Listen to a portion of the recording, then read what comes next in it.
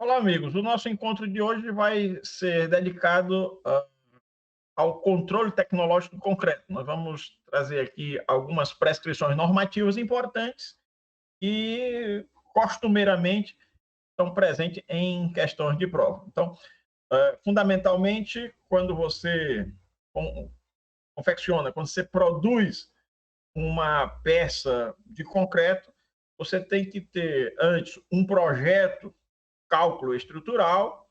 Você tem que ter todo o planejamento executivo e, para a dosagem, para o proporcionamento, você tem um traço do concreto. E, a fim de corresponder à expectativa do projeto de cálculo, você tem que ter um cuidado especial na fase de preparação da peça que será moldada em concreto. Então, a gente sabe que o concreto ele é preparado, você tem a mistura dos ingredientes, depois esse produto, nessa mistura ainda fresca, com uma certa consistência e trabalhabilidade, vai ser transportada, depois é feito o lançamento, depois do lançamento nós temos o adensamento e, após alguns dias, a gente faz o descimbramento, a gente faz a desforma. E, ao longo desse período, né, entre a moldagem da peça e o efetivo carregamento, a gente tem a evolução da resistência. Uma fase importante é a fase de cura, né, em que a gente busca condicionar bem para garantir as boas circunstâncias para que a água efetivamente cumpra o seu papel de hidratar o cimento sem gerar uma perda de qualidade, né? Se você tem a água como o ingrediente de controle rigoroso sendo exigido, evidentemente você tem que estar atento, inclusive depois da moldagem, nesse período que a gente denomina de cura, é importante manter, por exemplo, o umedecimento da peça, para que a insolação, por exemplo, não venha a subtrair uma água importante nessa jornada de endurecimento. Enfim, comigo aqui o professor Tibério, e nós já podemos iniciar a discussão. Então, a temática de hoje, controle tecnológico do concreto. Olá, meus amigos. Trouxemos aqui mais algumas questões relevantes, né, que trata de assuntos normativos, cobrem um bom aspecto, né, desse conteúdo de controle no âmbito da prova de concurso. Então, vamos aqui para os slides. Quando a gente Nossa, fala em controle tecnológico, a gente tem que observar resistência e trabalhabilidade na fase de confecção da peça. Né? Eu tenho que já ter um proporcionamento que me leve mais tarde a alcançar a resistência que fora considerada por ocasião do cálculo estrutural. E tenho que garantir a trabalhabilidade. A moldagem da peça tem que ser viável. Daí a gente analisa a trabalhabilidade através dos ensaios de consistência, né? E a resistência a gente vai, ao longo do tempo, né, nos primeiros 28 dias, tipicamente, a gente vai fazendo ruptura de corpos de prova para avaliar se, de fato, a curva de crescimento na resistência do concreto vem dentro do padrão esperado.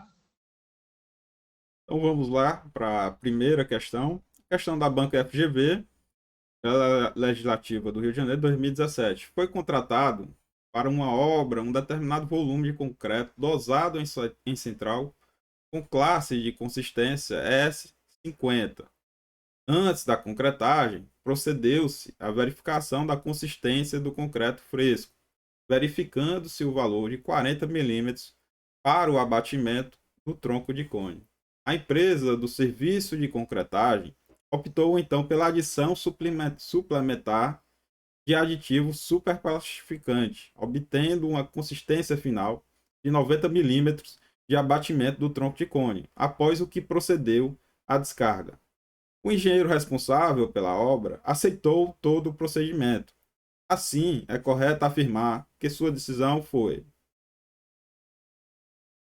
Aí, repetindo aqui, o engenheiro responsável pela obra aceitou todo o procedimento. Assim, é correto afirmar que sua decisão foi. Então, pessoal, só voltando aqui, o que é que nós temos, né? Temos, inicialmente, na fase de projeto, foi especificada uma classe de consistência que está relacionada justamente com o controle, através do ensaio de abatimento de tronco de cone, e verificou-se, primeiramente, né?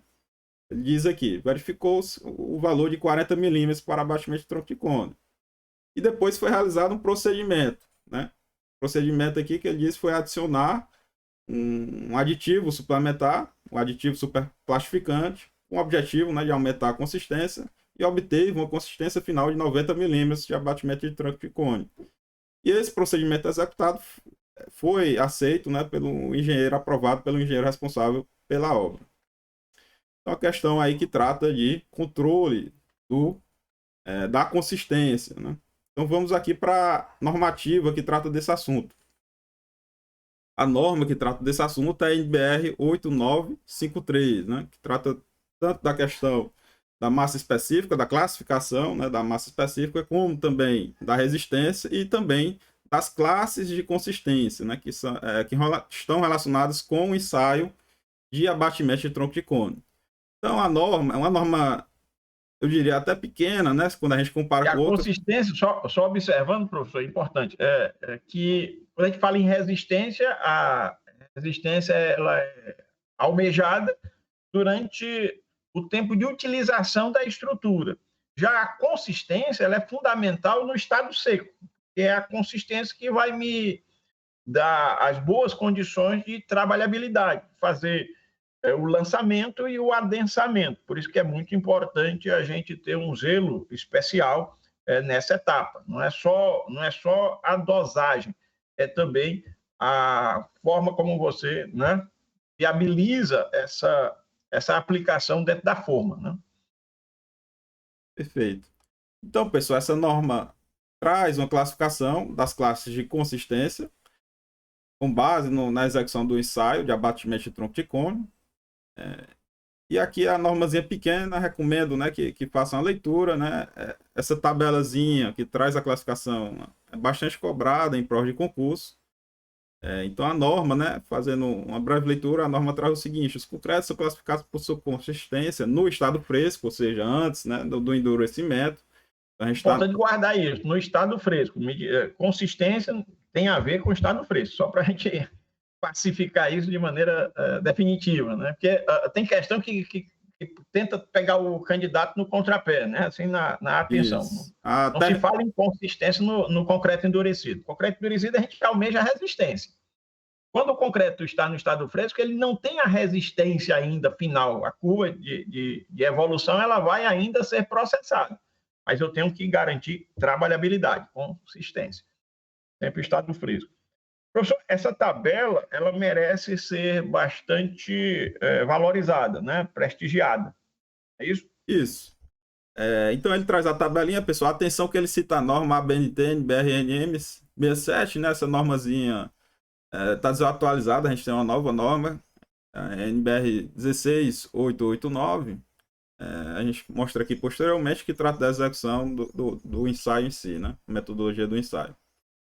Então, a gente tem nessa norma, a gente tem a classificação das classes de consistência. Então, a gente tem S10, S50, classe S50, S100, S160 e S220, né? O que é que significa essa classificação? É referida ao abatimento total sofrido durante a execução do ensaio, né? Do abatimento de tronco de cone. É medido a diferença, né? Em milímetros entre a moldagem e após a moldagem, quando se tira um molde, verifica-se quanto abateu em relação à posição inicial. Então a gente vê o S10 entre 10 e 50 milímetros de abatimento, e ele traz algumas aplicações, né? Qual é a lógica básica, né?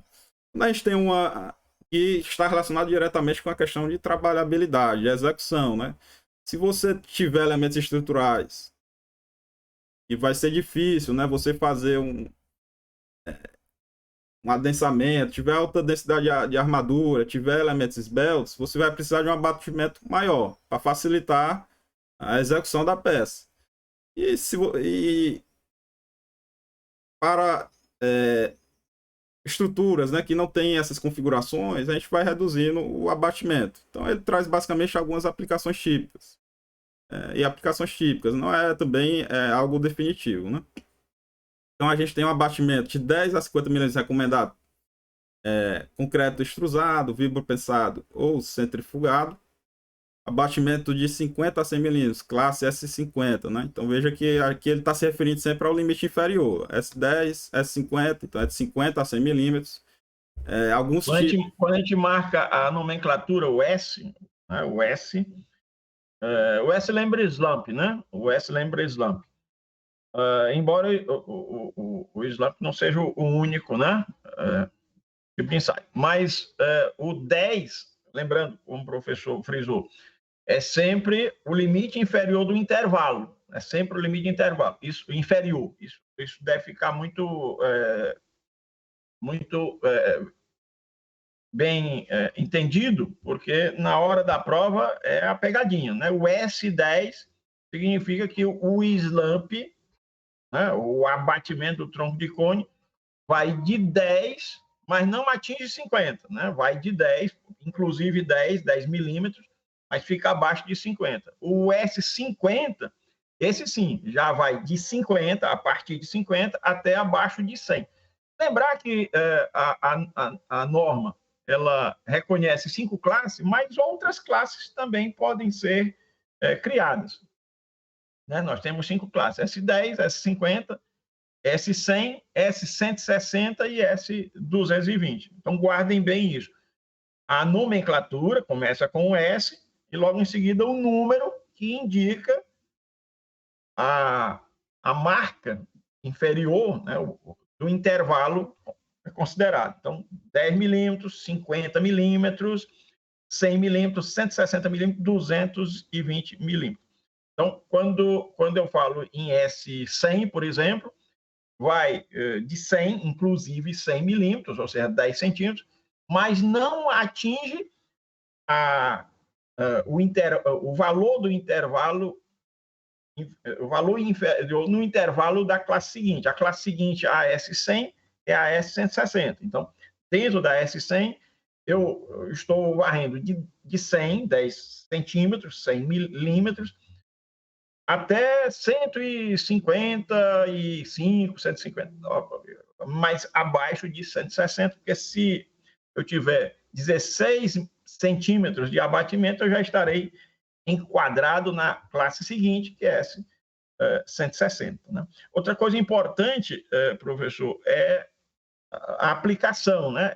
Quando ele coloca assim, aplicações típicas, são exemplos. Né? Ele não circunscreve, só para aquilo, mas tipicamente, a lógica é quanto mais dificultosa é a aplicação na forma, por exemplo, essa dificuldade pode decorrer de uma armadura muito densa, tem muito aço ali entranhado, fica difícil você viabilizar a penetração do concreto, você trabalha com slump maior, ou seja, com um abatimento maior no tronco de cone. Já quando você tem um concreto centrifugado, por exemplo, para fazer peças pré-moldadas, você pode trabalhar com slump bem menor, um abatimento bem menor. Outro caso que requer um bom abatimento por conta de uma trabalhabilidade importante aí é no caso de você bombear o concreto. Quando você tem concreto lançado de baixo até um certo nível da laje acima, bombeando o concreto, você precisa dar uma boa condição para que esse concreto transite dentro do tubo. Né? Então, quando você tem o bombeamento do concreto, é importante também ter um abatimento do tronco de cone considerável. No caso aí, ele sugere, né, da classe S160, né, S160. E o que é mais convencional, né, vamos dizer assim, é o típico, né, classe S100. A S100 é classe, vamos dizer assim, quase mais corriqueira, né? Elementos estruturais em que eu faço o lançamento convencional, né? Colocando lá na forma e, em seguida, promovendo o adensamento. Mas é importante também memorizar essa sequência: 10, 50, 100, 160, 120, lembrando que esse número corresponde ao valor do intervalo, né? Ao valor inferior àquele intervalo de abrangência para o abatimento, né? Fazendo isso, você não precisaria, né, pessoal, dar o trabalho de memorizar a parte aqui superior do intervalo. Facilita aí a compreensão. Se a pessoa memoriza só esses números, e dá para memorizar, 10, 50, 100, 160, 220, se você memoriza isso, você já matou a questão. Lembrando que quanto mais dificultoso o lançamento, maior deve ser a classe, maior deve ser o abatimento. Uma coisa importante também, professor, até aproveitando para fazer uma crítica, é no texto da questão. Se você puder voltar... Deixa-me voltar aqui para a questão. A tela. Quando ele diz aí, a empresa do serviço de concretagem optou, então, pela adição suplementar de aditivo superplastificante. Superplastificante é um aditivo que promove o aumento desse abatimento. Você aumenta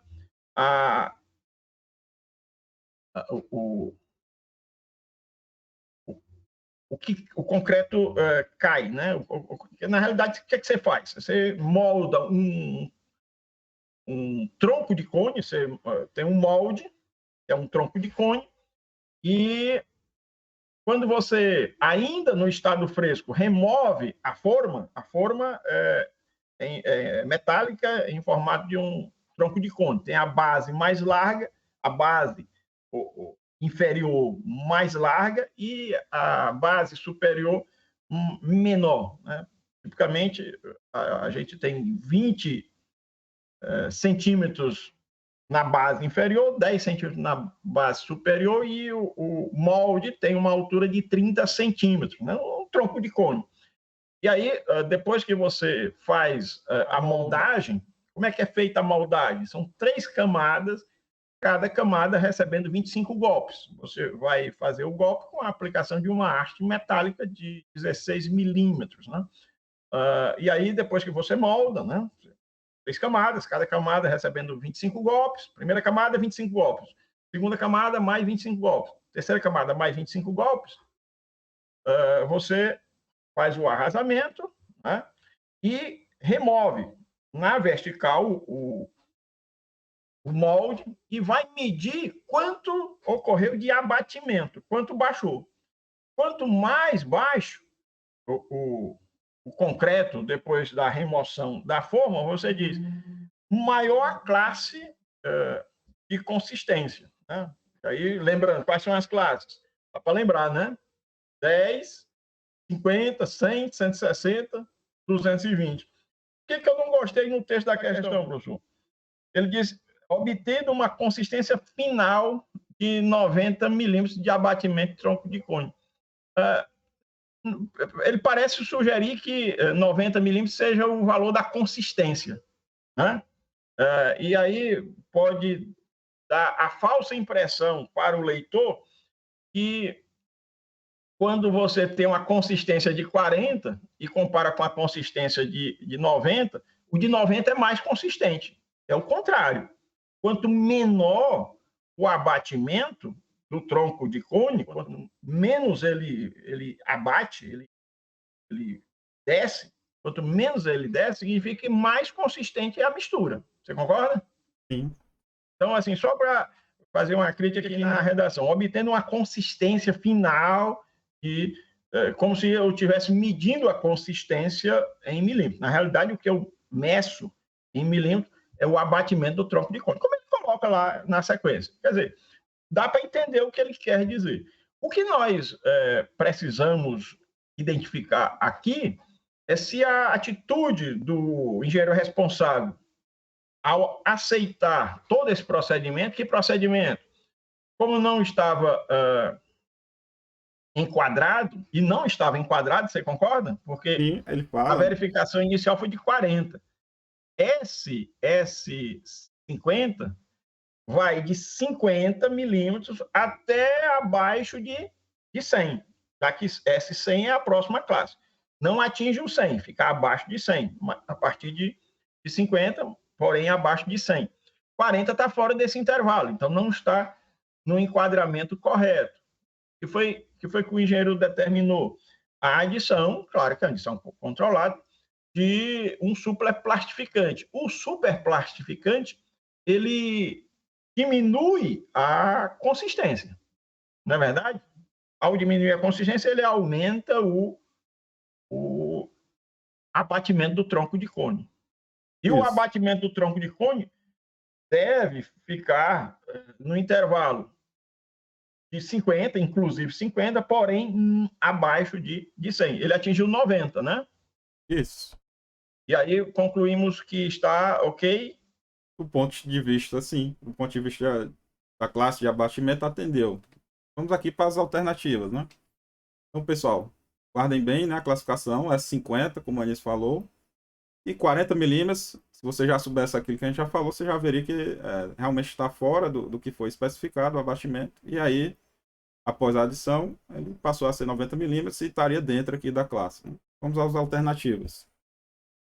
Assim, é correto afirmar que a sua decisão do engenheiro foi correta, porque nesse caso é permitido à empresa de serviço de concretagem a adição suplementar de aditivo, perdão, mantendo-se as suas responsabilidades pelas propriedades do pedido.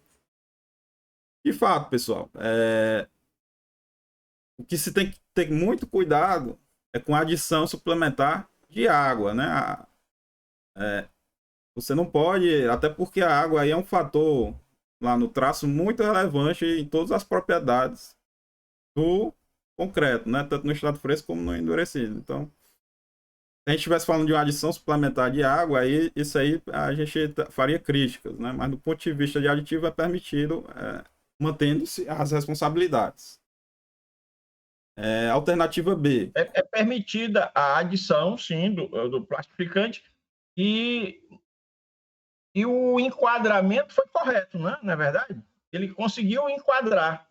Quando ele atingiu um abatimento de 90 milímetros, ele agora pensou no intervalo, a partir de 50 e abaixo de 100. 90 está bem situado ali, né? Então está correto, porque nesse caso é permitido à empresa de serviço de concretagem a adição suplementar do aditivo. Professor, na realidade, nessa questão, quem autorizou a adição foi a empresa do serviço de concretagem, né? Só fazendo um esclarecimento. Não foi o engenheiro da obra, né? Eu digo assim, quando a gente fala é o engenheiro, claro, porque isso aí é responsabilidade de engenheiro, mas nós temos um engenheiro da empresa de concretagem e temos um engenheiro que vai receber, esse é o residente lá do canteiro de obra, esse é o que vai receber, aprovando ou não.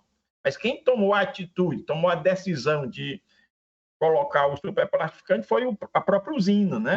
A própria empresa, não foi não? Sim. A própria empresa. Porque o concreto é dosagem em central, né? A empresa dosadora, essa usina dosadora de concreto foi que tomou a atitude. É importante a gente compreender bem essa repartição de responsabilidade. Quem assumiu a responsabilidade foi a usina. Agora, no momento em que o engenheiro da obra ele aceita, aí ele avoca a responsabilidade, né? E ele aceitou e agiu corretamente ao aceitar. A pergunta dessa que traz aqui, a FGV, remete ao engenheiro responsável pela obra e não ao engenheiro responsável pela dosagem. Não é isso? Isso. Voltando aqui, pessoal, alternativa B, né? Vamos analisar as outras, né? Correta, porque mesmo havendo divergência entre a consistência final obtida e o pedido concreto, ele pode aceitá-lo se a fluidez do concreto for maior do que a do pedido. Nesse Pessoal, caso, não houve divergência, né? não houve divergência, né? Então, A consistência final, que é aquela que corresponde a um abatimento de 90, ao abatimento do tronco de cone de 90 milímetros, está enquadrado dentro do S50, né? Está enquadrado na categoria, na classe S50. Então, quando ele fala em divergência, já papoca aí a letra B, vai para o Beleléu. incorreta, já estaria errado por falar que é incorreta, mas porque o abatimento observado inicialmente já correspondia à classe de consistência. Não correspondia, como a gente viu, estava abaixo, né? Era S50 e o abatimento inicial era de 40 milímetros. Isso é coisa que confunde muito o candidato, confunde muito, né? Porque tem coisa que é classificada pelo limite superior. Porém, contudo, todavia, quando se trata de classe de consistência, a classificação se dá na nomenclatura pelo limite inferior do intervalo. É importante a gente insistir muito nessa premissa, né?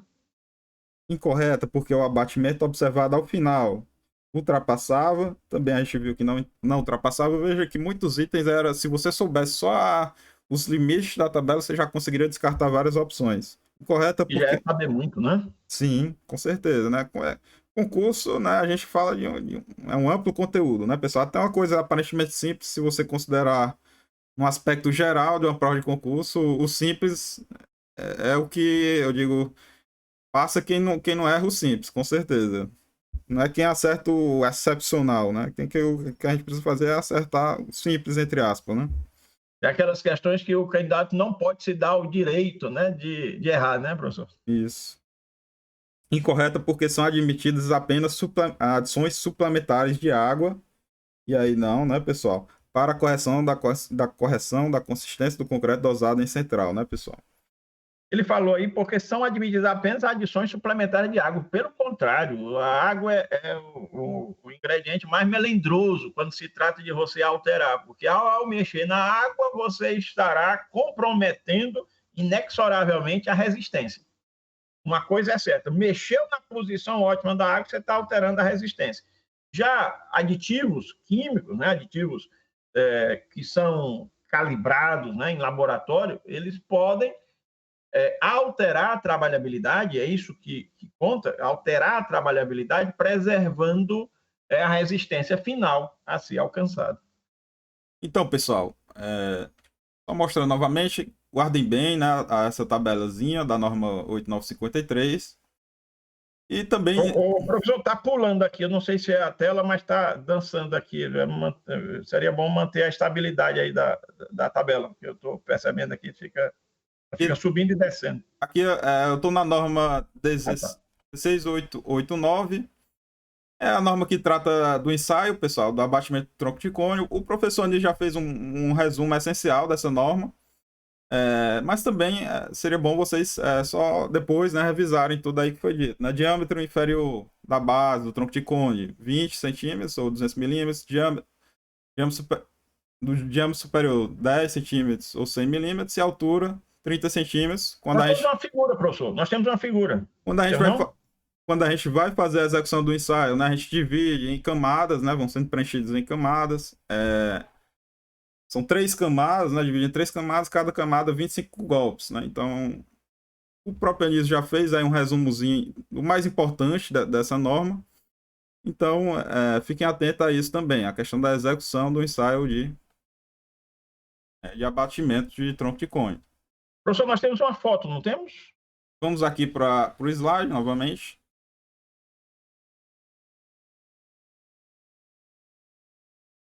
Aqui. E aqui a figurinha que exemplifica aí a leitura aí do resultado, né, do ensaio de abatimento de tronco de cone. Então ali tem o molde à esquerda, né, o molde metálico. Veja que ele está invertido ali, né, a base superior está em cima, a base inferior está embaixo, né, porque depois que você tira... Isso é só para facilitar o manuseio, é só para facilitar a leitura, isso não... a norma recomenda que você faça isso, né? Você tira o molde na vertical, com muito cuidado, sem balançar nas laterais, tirando com cuidado na vertical. Aí depois você posiciona para poder usar. Você pode usar a própria haste, essa haste que está aí encostada na trina, é a própria haste que fora usada para o adensamento, para a aplicação dos golpes. 25 golpes em cada uma das 3 camadas, cada camada de 10 centímetros. Esse molde tem 30 centímetros de altura, né? Não é isso, professor? Isso. 30 centímetros de altura. A base maior tem 20 centímetros e a base menor tem 10 centímetros. Olhando aí, professor, de olho, o enquadramento, ficaríamos em qual delas? Na própria classe da questão, né? A coincidência, né? A foto remete à própria questão. Após a aplicação do superplastificante, deu 9 mais ou menos ali, né? Isso. Aproximadamente 9. Na realidade, eu estou exagerando, deu 80, né? Isso é a figurinha. Mas está na mesma classe, né? Está na mesma classe, S50. Se a questão, por exemplo, colocasse essa foto e pedisse ao candidato que fizesse a indicação da classe de consistência, a resposta seria S50. Você concorda? Sim. S50. Porque ele está batendo ali mais ou menos quanto na sua visualização? 80 milímetros, 75 milímetros? Para mim, ele está abaixo aqui de 80, na verdade. Abaixo de 80, 75 milímetros? Isso. Né? Então, 75 milímetros está na mesma classe de 90 milímetros, na mesma classe do 80 milímetros. Isso. Está na classe S50, não é verdade? Sim. Porque está... E não poderia ser acima, né? Abaixo de 10 centímetros, abaixo de 10 milímetros. Então, coincidentemente, essa foto ela remete à mesma classe, né? A mesma classe S50. Então, pessoal, vamos aqui para a próxima questão. Questão também da FGV, concurso do IBGE 2016. Com relação aos procedimentos de preparo, controle e recebimento do concreto, analise as afirmativas a seguir. Primeira afirmativa. As etapas de preparo do concreto são a caracterização dos materiais componentes do concreto, o estudo de dosagem do concreto, o ajuste e comprovação do traço de concreto e a elaboração do concreto.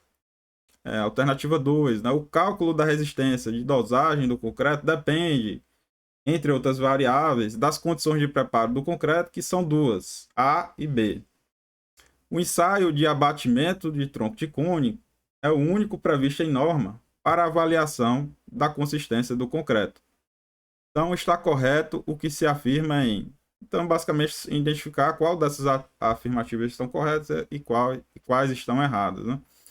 E aqui a gente remete, né, à norma 12655, que é a norma que trata aí desse assunto específico de preparo, controle e recebimento do concreto.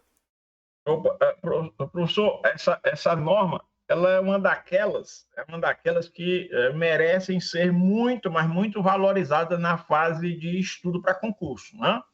A gente tem algumas normas que caem de vez em quando. Essa aqui cai quase sempre, né? A 12655. Essa é daquelas que a gente destaca como relevante, né? E ela não é tão extensa, né, professor? Ela é curtinha, né, no seu conteúdo. Sim. Pessoal, vamos aqui para a norma, para a gente mostrar que o conteúdo é uma norma relevante, eu digo, em amplos aspectos, tá, pessoal? A gente vai trazer aqui só alguns dos aspectos previstos na norma. Posteriormente, a gente pode trazer mais questões, né, sobre outros assuntos aqui previstos na norma. Em relação, né, a norma no seu item aqui, 5.6.3, trata do cálculo da resistência do concreto, e no item 5.6.3.1 trata justamente das condições de preparo previstas, né, na dosagem do concreto. Então, o cálculo da resistência de dosagem do concreto depende, entre outras variáveis, das condições de preparo definidas a seguir. E ele traz 3 condições. Então, veja bem, a questão disse que eram só 2. Você não precisaria nem a princípio, né? Se você soubesse que existem 3 condições, você inclusive já poderia até ter respondido aquela alternativa. Mas vamos lá a especificação de cada uma das condições de concreto, de condições de preparo. A condição A, aplicável a todas as classes de concreto, né? Então, é a mais rigorosa, essa é a mais rigorosa. Isso, a mais rigorosa de todas. Então, se aplica a todas as classes. O cimento e os agregados são medidos em massa e a água de amassamento é medida em massa ou volume com dispositivo dosador e corrigida em função da umidade dos agregados, né, pessoal? Então, atenção. E ao controle tecnológico dos materiais que vão compor a mistura, você remete à condição A. A condição A é quando ele diz assim que você pode usar em toda a classe de concreto, é porque é a mais rigorosa. Quem pode mais, pode menos. Isso é um brocardo antigo, né? Sim. Então, veja o que é relevante aqui. Os cimentos agregados são medidos em massa, né? Então, nas outras condições, a gente vai ver que isso aqui pode ser diferente. A água de amassamento, né, a água que vai ser utilizada na mistura, pode ser medida em massa ou volume, mas veja que, inclusive, isso aqui guarda relação com alguns vídeos aí que a gente gravou, que fala justamente com o dispositivo dosador e corrigida em função da umidade dos agregados, né? Inclusive, a gente fez questões que tratam justamente dessa correção da umidade dos agregados, em questões anteriores aí dos vídeos anteriores. Na condição B... Quando você tem água na areia, você tem que descontar aquela água que já está na areia para saber quanto você vai efetivamente colocar, né? Porque uma parte da água já está ali dentro da areia. Esse controle é importante. Na condição B, que pode ser aplicada somente às classes C10 a C20, né? Então já tem uma restrição. Só pode ser aplicado das classes C10 a C20, né? Aqui a gente está falando de classe de resistência do concreto. O cimento é medido em massa, a água de amassamento é medida em volume, mediante dispositivo dosador, e os agregados medidos em massa combinado com volume, de acordo com o item 5.4 da norma. Professor, deixa eu perguntar aqui uma coisa. Ele diz aí que a condição B pode ser aplicada às classes C10 até a classe C20, né? Inclusive a classe C20, né? Se a gente observar aquela classificação da agressividade ambiental, né? CAA, a gente até comentou, foi na aula passada ou foi na aula passada? Nós comentamos que a classe, quando o ambiente é urbano, né? Quando você tem assim um ambiente urbano, e aí a classe de agressividade ambiental é a 2, moderada, né? Agressividade moderada, o risco de deterioração é pequeno, classe 2, aí remete ao ambiente urbano, tipicamente ao ambiente urbano, né? Construção envolvendo concreto em cidades. Aí você diz, nesse caso, a menor classe que você pode adotar é C25, ou seja, para o concreto armado, né? E a menor classe que você pode adotar no caso do concreto protendido é C30, né? 30 megapascal. E no caso do concreto armado, 25 megapascal. Ou seja, o normativo da ABNT, ele termina de uma certa maneira restringindo, na prática, a adoção praticamente em todas as circunstâncias da condição A. Você concorda comigo? Sim. Porque aí na prova, na classe C20, eu posso aplicar a condição B. A condição B ela é um pouquinho mais frouxa do que a condição A? Pode, mas em que situação é que você vai usar o concreto de classe C20? Né? É quando você tem, por exemplo, uma agressividade fraca, né? Um risco insignificante, né? Insignificante de deterioração da estrutura, quando a gente está ali na classe de agressividade ambiental 1. Se você está num ambiente urbano, você não posso, mesmo concreto armado, não posso usar C20. Sim, uma questão, né? Poderia vir, em vez de dar a classe, né? Poderia dar a condição de agressividade e perguntar justamente isso aí que você está, né, correlacionando. Perfeito. Né? Perfeito. E qual é a frouxidão que eu remeto aqui à condição B? Ele diz que o cimento é medido em massa, continua medido em massa o cimento.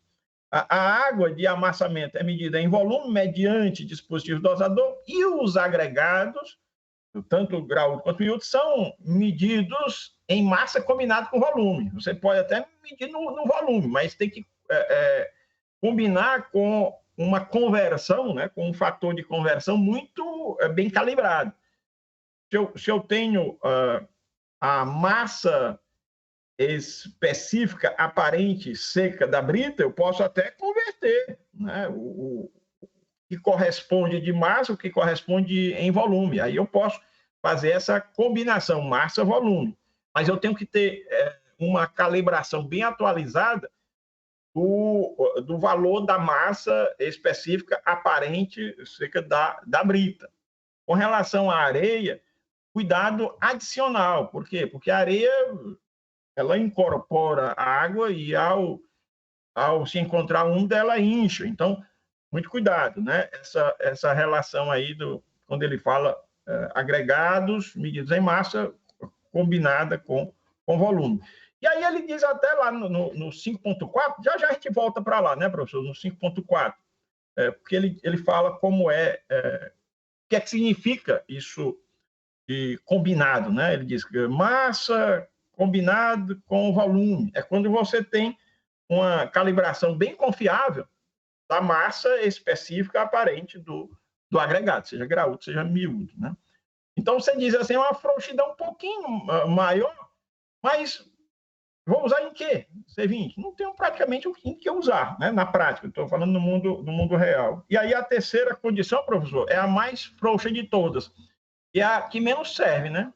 Sim, O que é que diz aí? Condição C pode ser aplicada apenas aos concretos de classe C10 e C15, né? Então aqui a gente já inclusive descarta a aplicação para elementos estruturais. O cimento é medido em massa, os agregados são medidos em volume e a água de amassamento é medida em volume e a sua quantidade é corrigida em função da estimativa de umidade dos agregados e da determinação da consistência do concreto, conforme disposto, né, na norma a BNT NBR 16889 ou outro método normalizado. E aí é aquela norma lá que a gente acabou de falar de execução. Isso, a 16889. Professor, só para a gente favorecer aqui a memorização, quando a gente fala em condição A, condição B, condição C, a gente está nessa ordem degradando a qualidade do controle, tá certo? Quando eu falo A, B, C, a A é melhor do que a B é melhor do que a C. O cimento, em qualquer um desses tipos de controle, A, B, C, o cimento é sempre medido em massa, né? O cimento é sempre medido em massa. Agora, o que chama a atenção é o agregado. Na condição A, o agregado é medido em massa. Na condição B, o agregado é medido em massa combinada com volume. E na condição C, que é a mais degradada, é a mais relaxada, os agregados são medidos em volume. Né? A gente percebe essa degradação do A para o B para o C. Né? E uma repercussão importante que a gente vai perceber é quando for calcular a resistência de dosagem. No cálculo da resistência de dosagem, a gente tem que levar em conta um negócio chamado desvio padrão.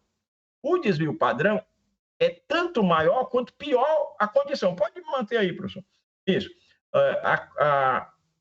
A condição mais relaxada, mais frouxa, mais piorada, vamos dizer assim, a gente tem um desvio padrão maior. Como a gente tem um desvio padrão maior, o que vai acontecer tipicamente?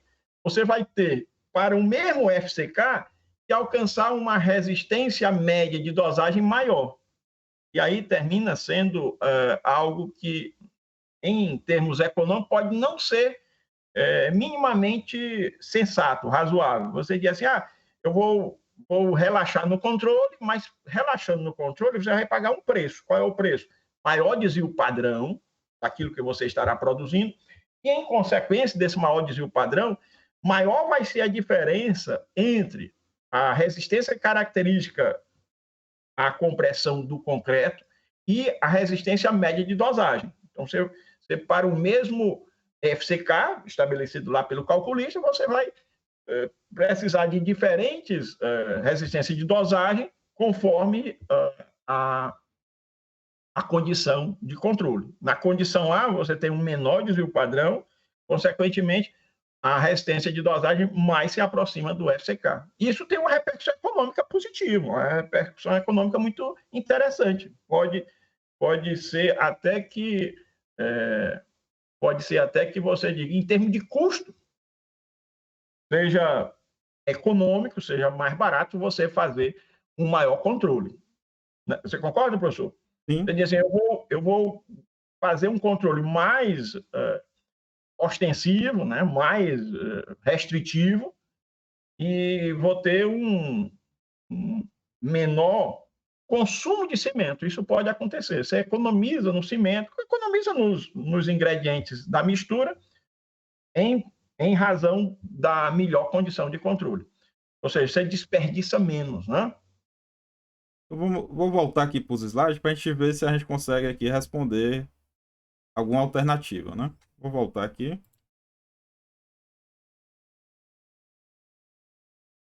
Então, pessoal, na alternativa B é justamente aquele remete a esse assunto aí que a gente acabou de falar. O cálculo da resistência de dosagem concreta depende, entre outras variáveis, das condições de preparo, isso é verdade. São duas, na verdade, são três, né? Então, a alternativa 2 aqui, como a gente acabou de ver, não está correta. Então, a gente já pode... A 2 tá ruim. A gente vai guardar que são 3, ABC, e nessa ordem, da melhor para pior, né? Vamos guardar A melhor do que B, B melhor do que C. ABC, estou indo da melhor para a pior condição de controle. A primeira questão, ela está bem ok, não está não, professor? Ele dá a trilha bem bacana. Ele ensina bem. Para você preparar o concreto, primeiro você tem que conhecer os ingredientes, né? Saber os ingredientes. Quais são os materiais. Aí você diz, eu sei, é cimento, areia, brita e água. Opa, mas quantas britas eu tenho? Quantas areias eu tenho? Quanto cimento eu tenho? Eu tenho várias possibilidades. Dependendo da jazida, eu posso ter diferentes ingredientes. Ah, mas brita, toda brita não é igual? Não, toda brita não é igual. Toda areia é igual? Não, toda areia não é igual. Todo cimento é igual? Não, todo cimento é igual. Então, você diz, caracterizar os materiais integrantes da mistura, isso é o primeiro passo. Depois, estudar a dosagem. A gente tem sistemáticas metodológicas para fazer essa dosagem, né? Nós temos a curva de Abrams, por exemplo, que é muito importante, quando você relaciona a resistência com o fator água-cimento, com o tipo de cimento, né? Dependendo do tipo de cimento, para alcançar uma determinada resistência de dosagem, você tem que calibrar muito bem, com muita delicadeza, o fator água-cimento. O fator água-cimento é tão importante que ele vem logo na linha inaugural do processo de dosagem, né? Então, primeiro você caracteriza os integrantes, faz a dosagem, e é impossível você fazer a dosagem sem antes caracterizar os ingredientes. É impossível, seria absolutamente lógico. Depois que você faz o estudo da dosagem, você estabelece lá no papel, no computador direitinho, na planilha, você vai ter que fazer ajuste. Ajuste com a umidade da areia e moldar em laboratório para ver se está correspondendo. Você não vai pagar para ver. Você não faz o cálculo da dosagem, manda para o canteiro de obra para executar e se der bronca, depois a gente resolve. De jeito nenhum. Você tem que moldar copos de prova em laboratório, você tem o proporcionamento definido, vamos dosar, vamos moldar corpos de prova, vamos ver se realmente corresponde, né? Corresponde à minha expectativa. Vou fazer os ajustes necessários e só depois que eu comprovo, fundamental, depois que eu comprovo que o traço que eu estabeleci, que eu já ajustei, ele está compatível com o que eu quero na obra. E quando a gente fala em o que eu quero de um concreto, eu quero resistência, mas quero também trabalhabilidade. Então, quando você está no processo de dosagem, você leva em conta esses dois aspectos, né? Resistência e resistência. Resistência à compressão, tipicamente, porque nas peças estruturais o concreto é responsável pela compressão. A gente entrega ao aço a responsabilidade pela tração ou, eventualmente, ao aço também parcela da compressão. Mas ao concreto, a gente não atribui responsabilidade pela tração. E depois, finalmente, é que a gente vai elaborar o concreto. Quando você fala em elaborar o concreto, no canteiro de obra, produzir o concreto, ou comprar de uma usina dosadora, fazer o transporte, depois do transporte, o lançamento, depois do lançamento, o adensamento, e aí partir para o processo de cura, né? A etapa de cura, e depois, dentro da programação, você faz a desforma, que é o descimbramento. Descimbramento que já expõe a estrutura sem a forma, sem as escoras. Essa assertiva 1, professor, me parece assim, uma boa síntese, né? Que a gente deve guardar. A assertiva 2 já foi para o Beleléu.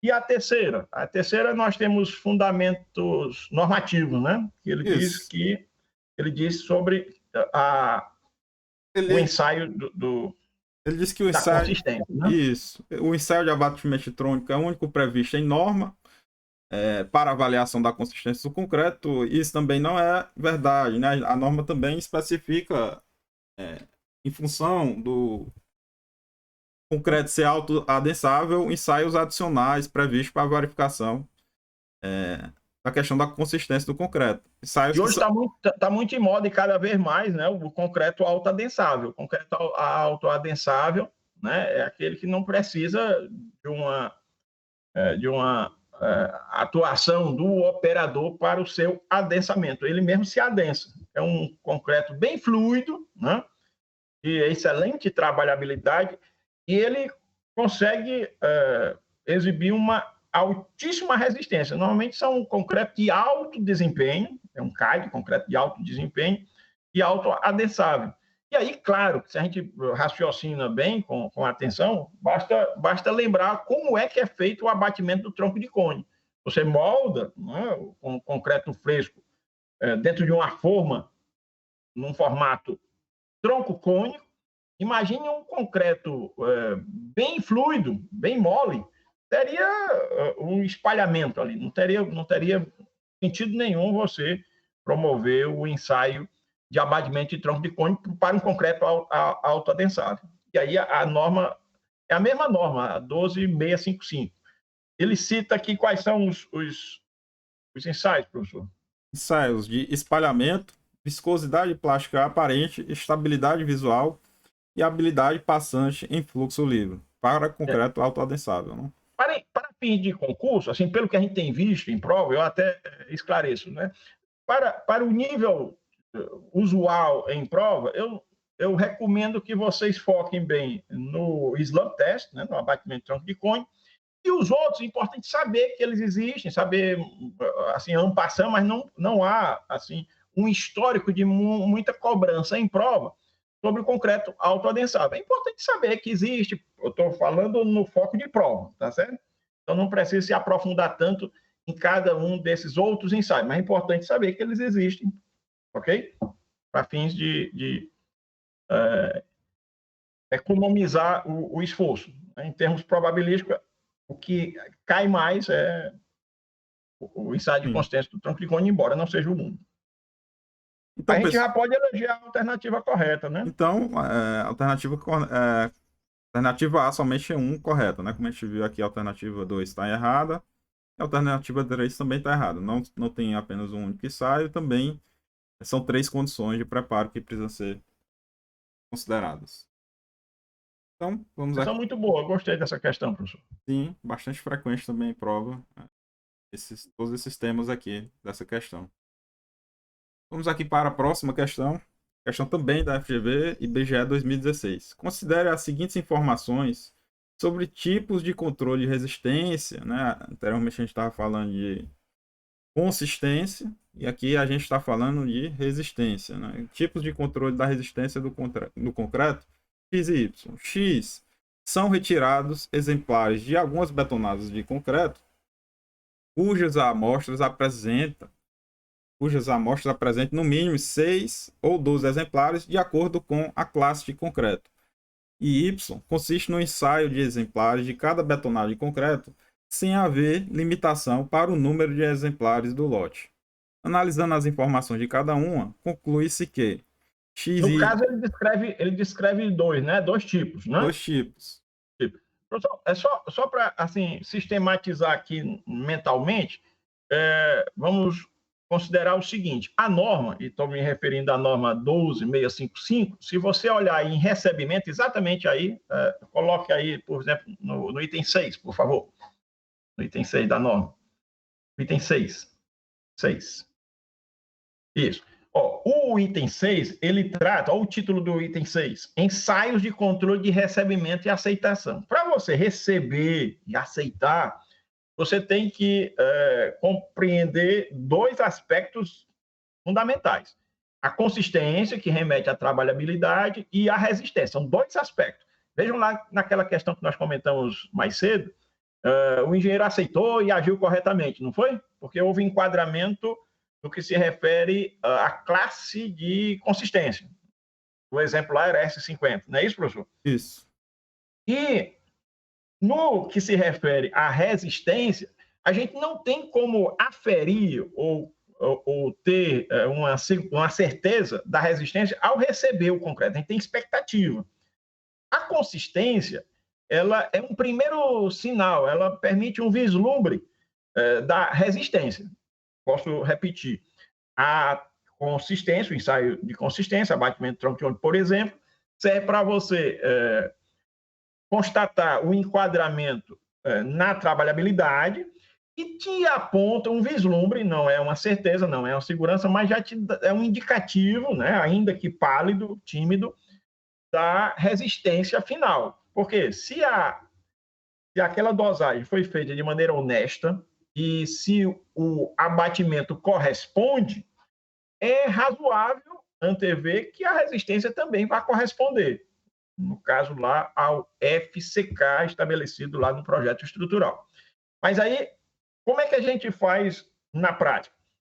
Nós fazemos moldagem de corpo de prova, moldamos corpo de prova e moldados esses corpos de prova, né, a gente tem que estabelecer lotes, tem que estabelecer a quantidade de exemplares, a gente tem um tratamento estatístico. Esse tratamento estatístico vai envolver um certo tempo. Né?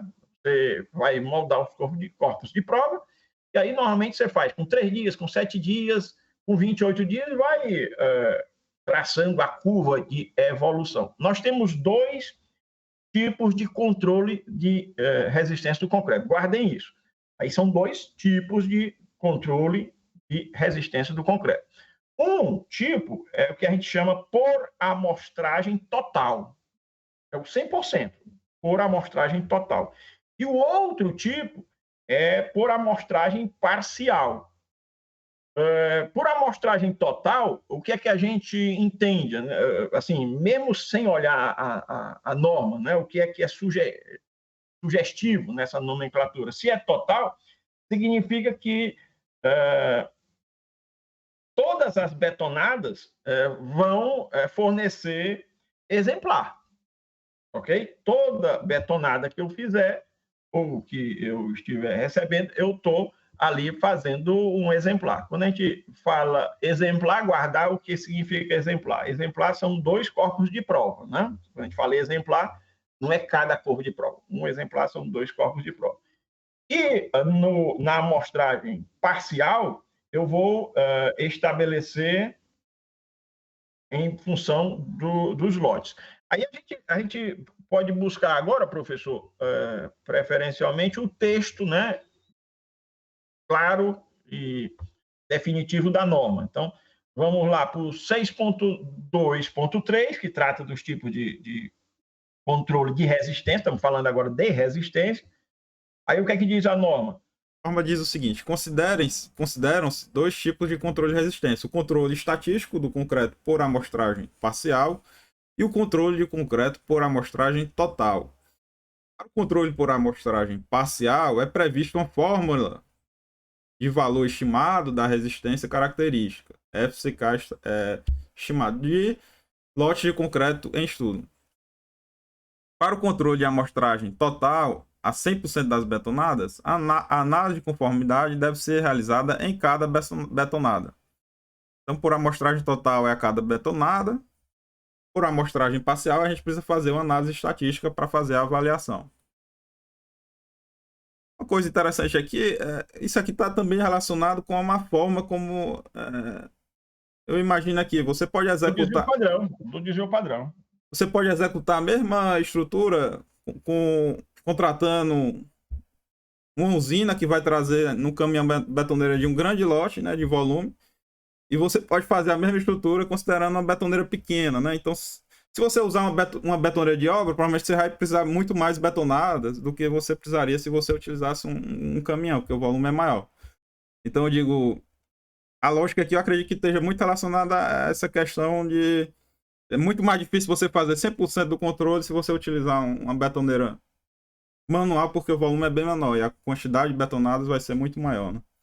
Bom, a questão é que é essa mesmo. Claro, tem um aspecto pragmático, né, da operacionalização.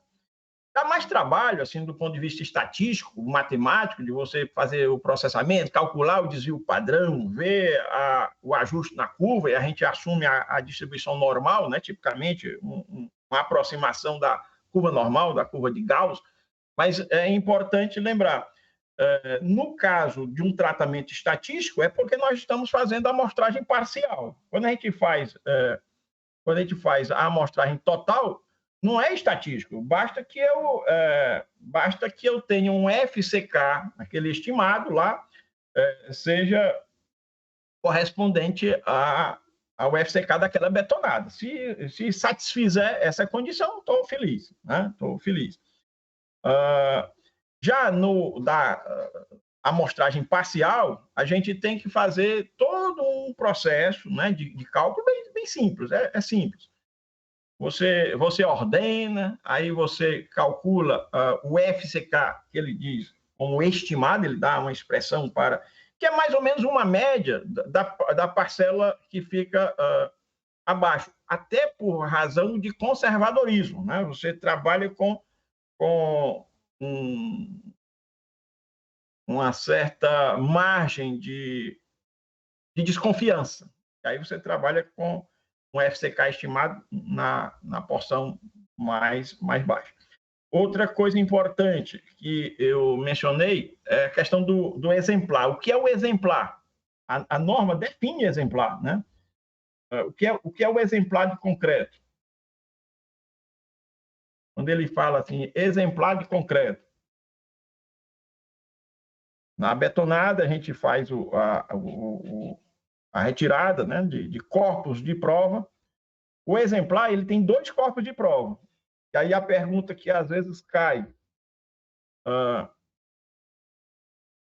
qual é o representante daquele exemplar? Eu tenho 2 corpos de prova, naquele exemplar, qual é? É o mais alto ou mais baixo? Aí de vez em quando o candidato, né, menos atento pode se equivocar, né? A norma define exemplar um conjunto de 2 corpos de prova, tem que ser na mesma betonada, evidentemente, né? E o representante daquele exemplar é o maior ou menor? É o maior valor, certo? Não é o menor, é o maior valor do exemplar. Mas quando você vai calcular o FCK estimado, aí você trabalha no aspecto mais conservador. Então, se você avançar um pouquinho, professor, só lembrando aí, na letra B, pode avançar um pouquinho, por favor? Na letra B. Aí, essa fórmula aí. Pode centralizar, por favor? Aí está ótimo, aí está ótimo. O que ele diz? Para lotes representados por amostra com número de exemplares de 20 ou mais, né, 20 ou mais exemplares, lembrando, cada exemplar são 2 corpos de prova. Aí ele usa uma fórmula. Essa fórmula, o que ele diz? Que o FCK estimado é o FCM, que é o de dosagem, né, o valor médio de dosagem, menos 1,65 do desvio padrão. Desvio padrão que você calcula com base nas amostras. Aí você diz, essa fórmula é da estatística. Essa fórmula é da estatística.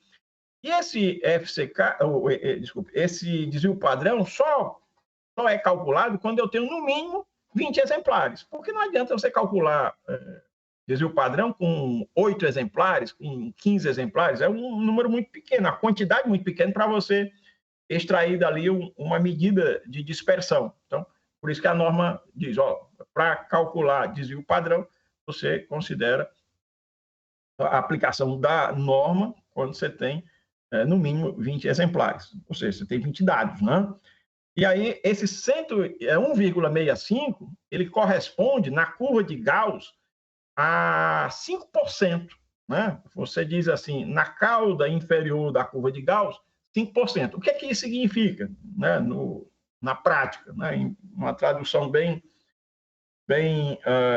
simplificada, é que eu tenho 95% acima do valor chamado de FCK. Eu posso ter até 5% abaixo. Até 5% abaixo. Se eu tenho até 5% abaixo, significa que eu tenho, no mínimo, 95% acima. Não é verdade, professor? Isso. O FCK é o mínimo, né? Que é com uma certa margem que o concreto precisa atingir, né? E a margem é justamente essa questão dos 95%, ou 5% abaixo, ou 95% acima, né? Simplificando. Isso. E lembrando que o FCK, ele é sempre menor do que o valor médio, tá certo? Quando você rompe o corpo de prova numa prensa, né? Comprime, né? E aquela prensa, você rompe o corpo de prova, você tem ali um valor que vai depois servir para você calcular a média, calcular o desvio padrão, mas veja, essa resistência lá na ruptura, ela não se confunde com o FCK. O FCK é um valor menor. Por que menor? Exatamente porque a gente, na curva de Gauss, na curva normal, a gente considera 5%, né, no máximo 5% abaixo daquele valor. Em outras palavras, no mínimo 90% acima, 95% acima. No mínimo 95% acima e no máximo 5% abaixo. Então, pessoal, vamos só fazer a leitura da norma, tá?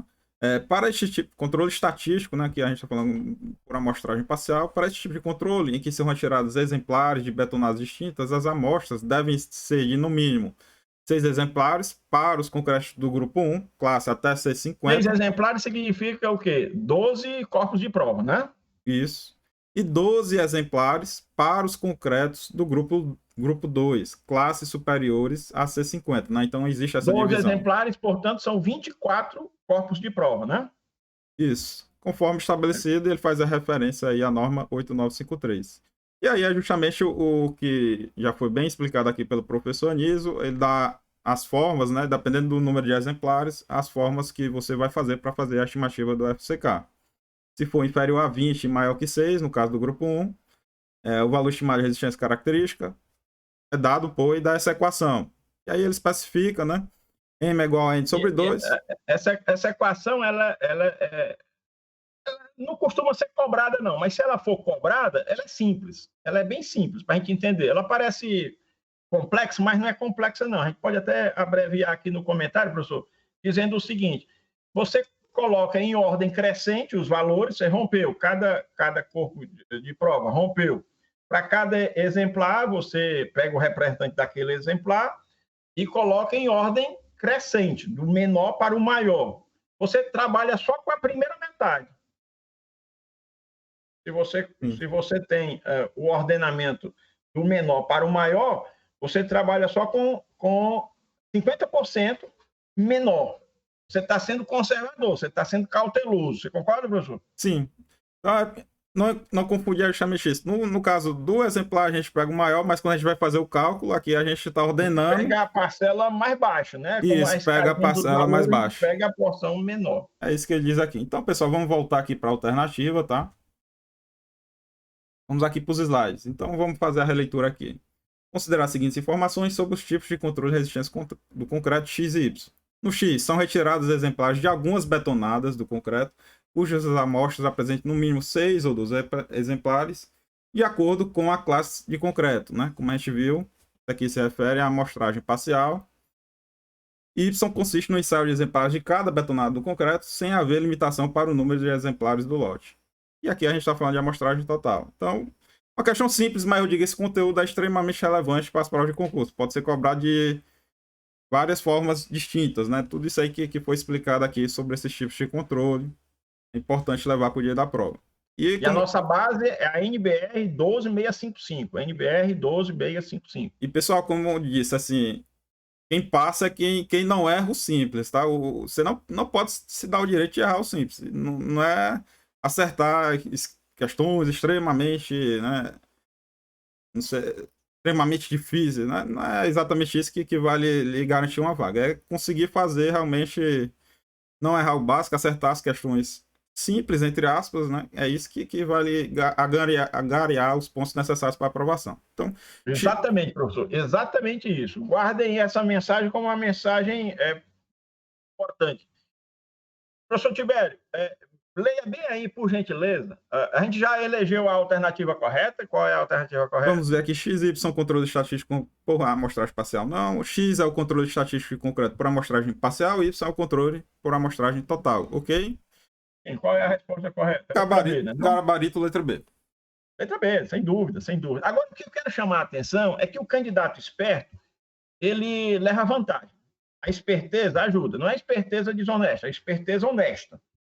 Esperteza honesta. Olha aqui. A letra E, ela é absurda. Concorda? Ela é absurda. Sim. Absurda. Por que ela é absurda?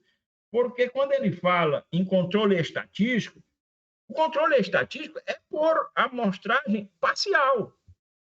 Quando é total, eu não estou fazendo controle estatístico. Eu estou fazendo o controle do concreto por amostragem total, 100%.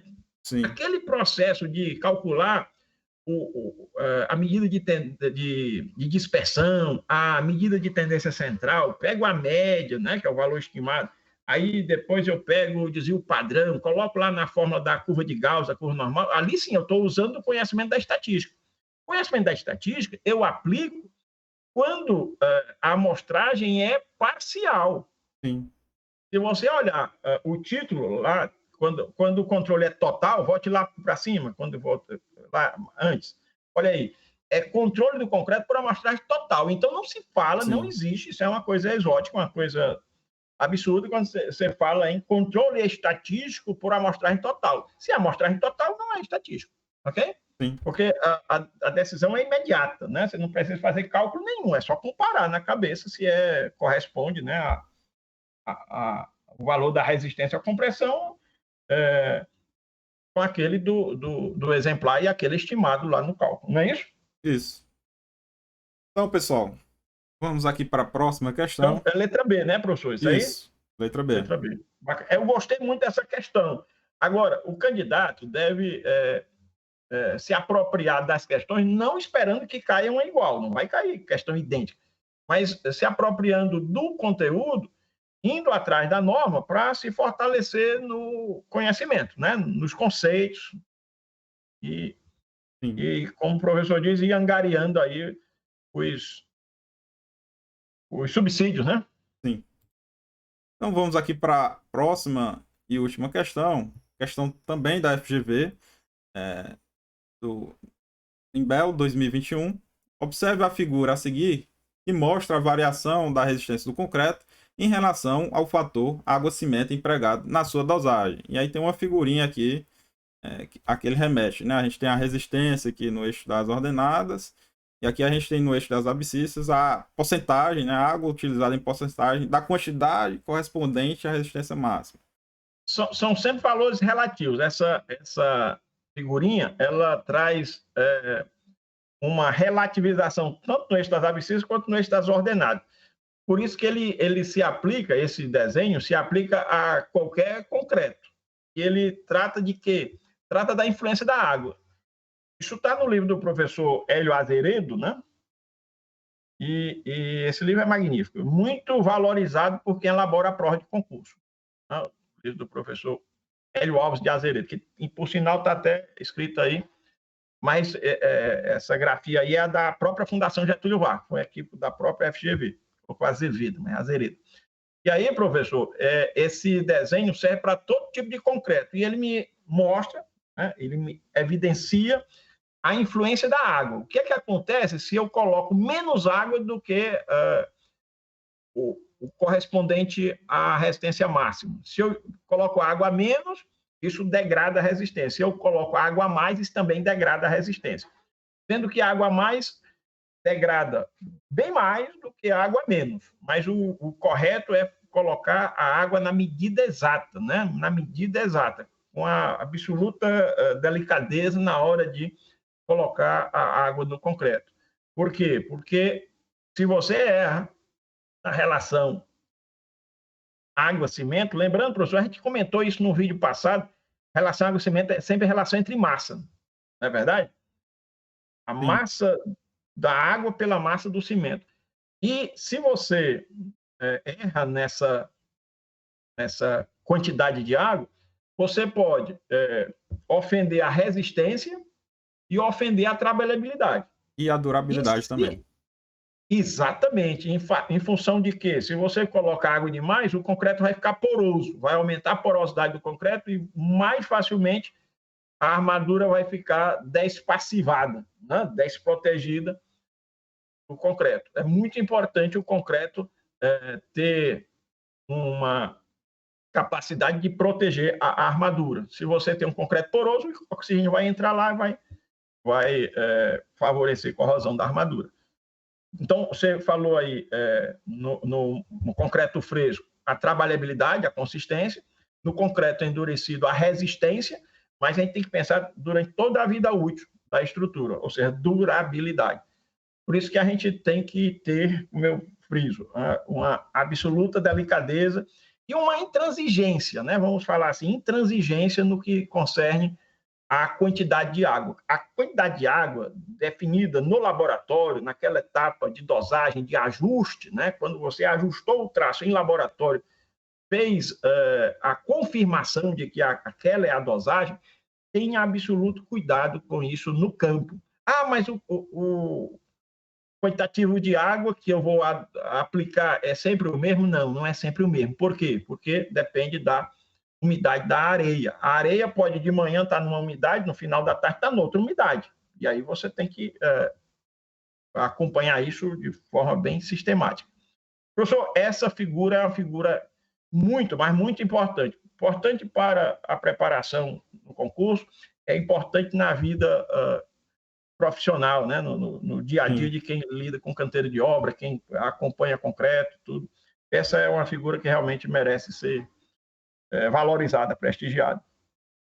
Então, continuando, pessoal, assumindo que determinado tipo de concreto atinge sua resistência máxima de 25 MPa, quando o fator de água-cimento de 40% é empregado, caso o fator água-cimento seja dobrado, a resistência desse concreto passaria a ser de... E aí, pessoal, aqui... A gente já sabe que vai ser menos, né? Concorda? Sim. Porque se eu aumento a quantidade... Se eu saio do ótimo, eu estarei degradando a resistência. Se eu saio do ótimo, eu estarei degradando a resistência. No caso aí, todas as alternativas trazem valores abaixo de 25, né? Sim. Não é verdade? Sim. Não dá nem para a gente eliminar, por enquanto, né? Não dá nem para a gente eliminar. Verdade. Então a gente tem que olhar a figura. Não tem que olhar a figura. Então, pessoal, atenção, né? Ele fala aqui, tá? Que ele fala do fator água-cimento de 40%, tá? Mas veja que a figurinha, ela é relativa não ao fator de água-cimento 40%, é correspondente à realidade. Quando eu empregar, né, os 40%, eu vou estar atingindo a resistência que foi indicada, que é a resistência máxima, né? Então você não vai entrar no gráfico com os 40% do fator água-cimento, você vai entrar no gráfico naquele que corresponde à resistência máxima. Então vamos aqui para a figurinha expandida. Então quando eu utilizar 100% daqueles 40%, tá, pessoal? Então, quando eu utilizar 100%, corresponde aos 40%, né, indicado no estudo de dosagem, eu vou atingir a resistência máxima do concreto. Veja que é sempre relativo isso aqui, tá? 100% aqui corresponde aos 25 MPa.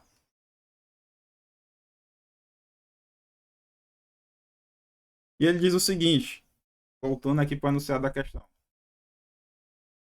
Caso o fator água-cimento seja dobrado, então a gente vai partir de 100% e vai para 200%, ou a gente vai, em vez de utilizar 40% do fator água-cimento, vai utilizar 80%. Então, o que é que a gente vem? Vem na figurinha, né, correspondente a 200%,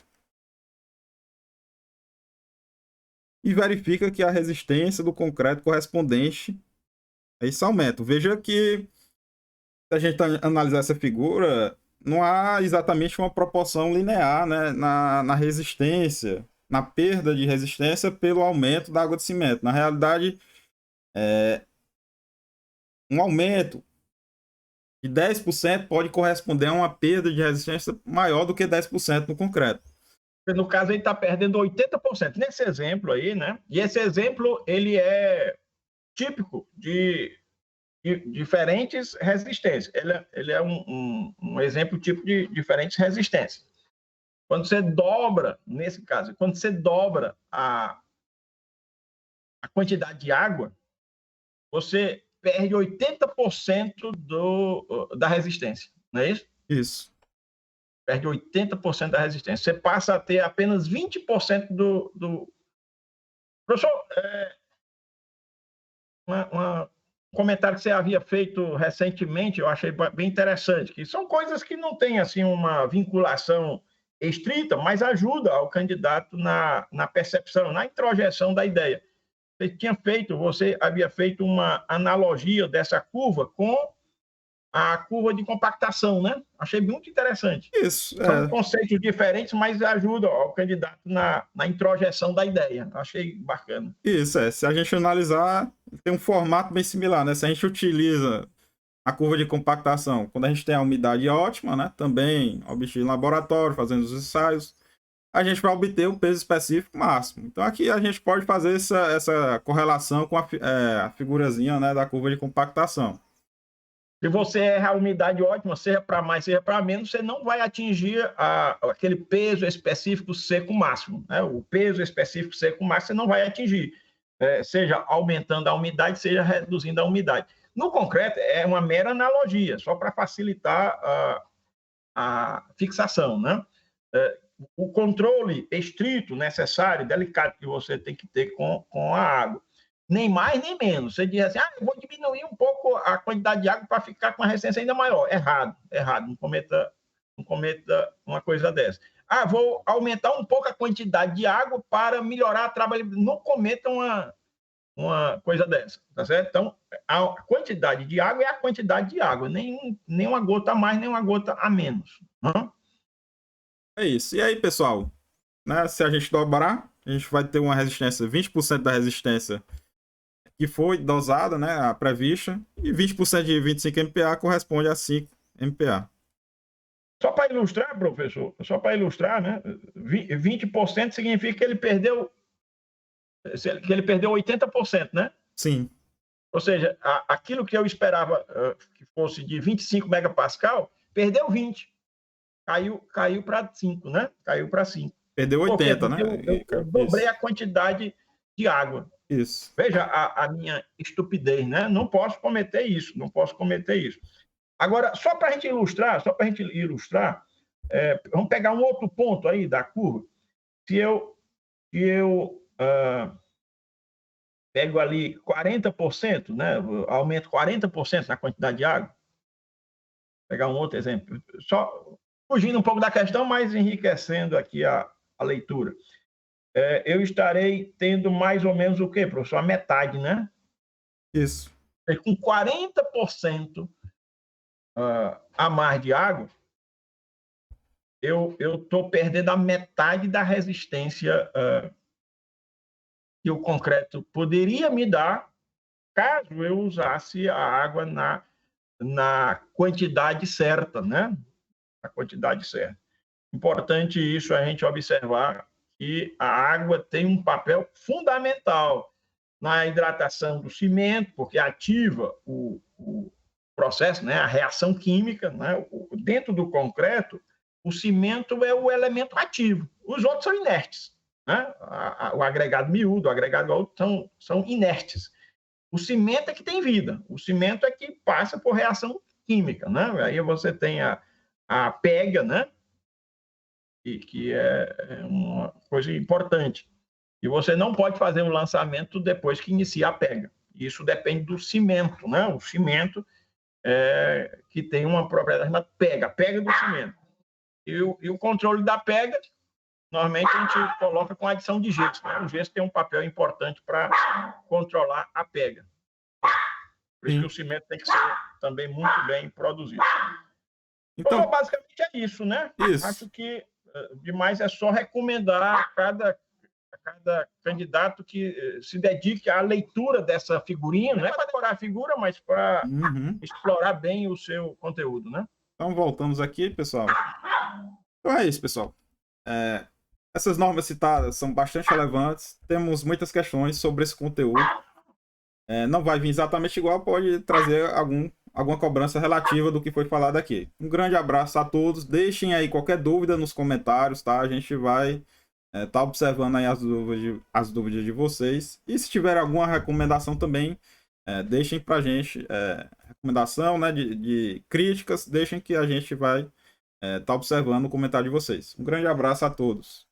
Grande abraço a todos. Eu queria só esclarecer, não sei se ficou a captura aí do som, professor, mas o Baruco estava aqui do meu lado, ele deu um latido aqui, não sei se fez a captura, mas peço desculpas. Da próxima vez eu vou deixá-lo lá no cantinho dele.